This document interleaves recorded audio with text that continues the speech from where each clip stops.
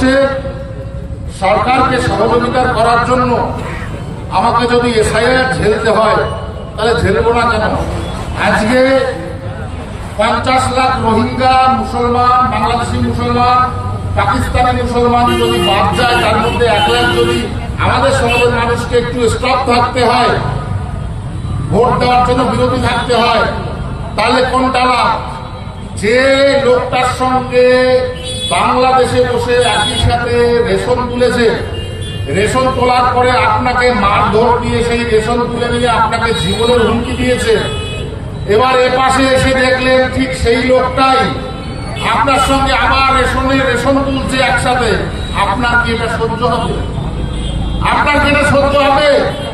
তাহলে ওই দেশে ও রেশন তুললো, আমাকে মেরে তাড়ালো, যার জন্য আমি পাশে এলাম, ঠিক ও পাশে এসেও একই কাজ করছে। আর এখন তো আপনার সুযোগ, এই মমতা বন্দ্যোপাধ্যায় বা ও সরকার যা বলে, মমতা বন্দ্যোপাধ্যায় সরকার যা বলে যে এসআইআর হলে নাকি আপনাদের ভারত থেকে বিতাড়িত করবে, এসআইআর এর সাথে ভারত থেকে বিতাড়িত করার কোনো জায়গা আছে?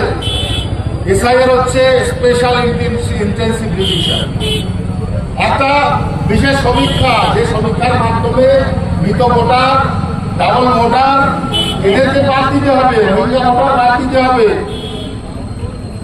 তো কোনোভাবেই আমাদের মানুষকে এসআইআর এর মাধ্যমে বাদ দেয়, এসআইআর এর মাধ্যমে আমাদের দেশের মানুষকে, যারা উদ্বাস্তু মানুষ, তাদের বিতাড়িত করা হয়।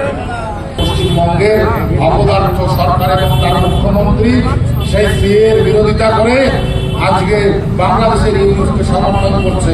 এটার জন্য এই মমতা বন্দ্যোপাধ্যায় এবং সরকারকে আমি ধিক্কার জানাই।